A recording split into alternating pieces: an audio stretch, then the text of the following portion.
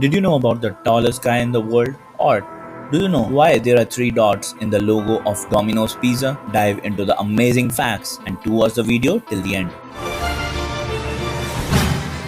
If your sleep is less, then this fact is for you. Did you know that there is a disease named Ondine's curse, in which an individual completely stops breathing when falling asleep? It is always congenital, meaning that it is present from the birth. Find it amazing? Share with your friends. You must have seen many tall guys, but did you know about the tallest living man in the world? He is 37 years old, Sultan Kosen. He lives in Turkey and his height is 8 feet 2.8 inches, who set the record in 2009.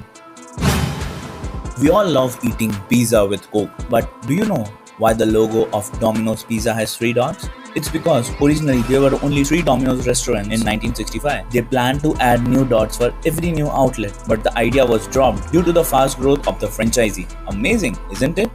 Hope you liked this video, and if you got a value from this video, please don't forget to like and subscribe to our newest channel.